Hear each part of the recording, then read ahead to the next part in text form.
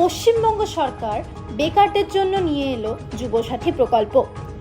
যে প্রকল্পে 18 থেকে 40 বছর বয়সী অবধি যুবক যুবতীরা মাসে 1,500 টাকা করে পাবেন। এই 1,500 টাকাকে উপেক্ষা করে সোশ্যাল মিডিয়াতে এবং বিরোধীদের মুখে অনেক মন্তব্য শোনা যাচ্ছে। এই মন্তব্যকে পিছনে সরিয়ে কি বলছেন টালিগঞ্জ 114 নম্বর ওয়ার্ডের অবজারভার পিন্টু বিশ্বাস? সরাসরি শুনে নেওয়া যাক তার মুখে।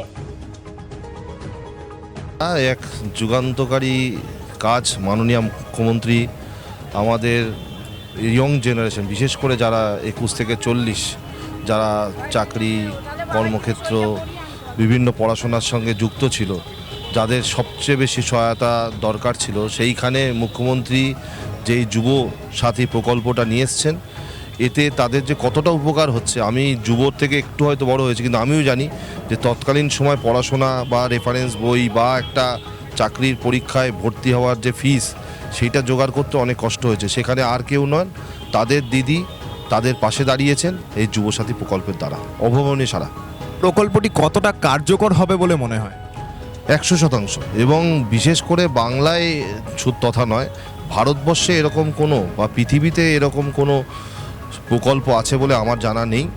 আমার জানা পরিধি খুব বড় না হলেও আমার যতটুকু জানি, ভারতবর্ষে কোনো সরকারই এরকম একটা যুবসাথী প্রকল্প শুরু করেনি। এবং যুব নয়, বিশেষ করে মুখ্যমন্ত্রী শুরু করেছেন ছাত্র অবস্থা থেকে, কন্যাশ্রীর পর থেকেই যারা যারা বেরোচ্ছেন সঙ্গে সঙ্গে ওটা যুবসাথীতে আসছে। এবং ছাত্ররা যারা আগে যুবশ্রী পেতেন, তারা এখন যুবসাথীর মাধ্যমেও অনেকটা ফেসিলিটি পাচ্ছে।